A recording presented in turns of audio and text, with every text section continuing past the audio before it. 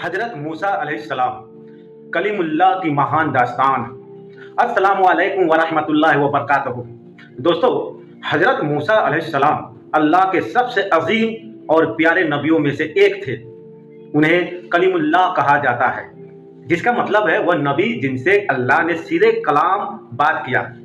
कुरान शरीफ में उनका नाम लगभग 136 बार आया है, जो उनकी अहमियत को दर्शाता है। हजरत मूसा अलैहिस्सलाम की पैदाइश बनी इसराइल के एक इजरायली परिवार में हुई। उस समय मिस्र पर फिरौन नाम का एक घमंडी जालिम बादशाह हुकूमत करता था। वह खुद को खुदा कहता था और लोगों से अपनी इबादत करवाता था। बनी इसराइल पर वह बहुत जुल्म करता था और उन्हें गुलाम बनाकर रखता था।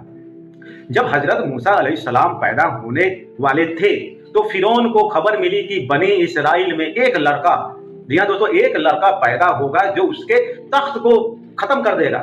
जी हाँ दोस्तों, उसके तख्त को खत्म कर देगा। यह सुनकर उसने हुक्म दिया कि बनी इसराइल के हर नवजात बेटे को कत्ल कर दिया जाए। ऐसे मुश्किल वक्त में अल्लाह ने हजरत मूसा की वालिदा के दिल में यह इल्हाम डाला कि बच्चे को एक संदूक यानी टोकरी में रखकर दरियाए नील में छोड़ दो, समुंदर में, हम उसकी हिफाजत करेंगे।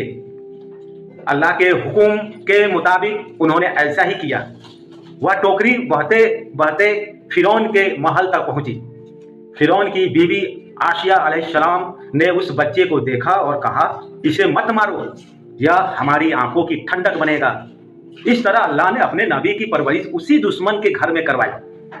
अल्लाह की कुदरत देखिए, कोई भी औरत उन्हें दूध न पिला सकी। आखिरकार उनकी अपनी मां को बुलाया गया और वह महल में ही अपने बेटे को दूध पिलाने लगे। जब हजरत मूसा अलैहिस्सलाम बड़े हुए तो अल्लाह ने उन्हें नबूवत अता फरमाई और बनी इसराइल को हिदायत देने के लिए भेजा। उन्होंने फिरौन को समझाया कि वो अल्लाह की इबादत करे और जुल्म छोड़ दे, लेकिन घमंडी फिरौन ने इनकार कर दिया। आखिरकार अल्लाह के हुक्म से हजरत मूसा अलैहिस्सलाम बनी इसराइल को लेकर मिस्र से निकल पड़े। पीछे से फिरौन अपनी बड़ी सेना के साथ उनका पीछा करने लगा। आगे आगे समंदर था और पीछे दुश्मन की फौज। उस वक्त लोगों ने कहा, अब तो हम पकड़े जाएंगे। मगर हजरत मूसा अलैहिस्सलाम ने फरमाया, हरगिज नहीं, मेरा रब मेरे साथ है। उन्होंने अपनी लाठी समंदर पर मारी और अल्लाह के हुक्म से समंदर दो हिस्सों में बट गया और बीच में सूखा रास्ता बन गया।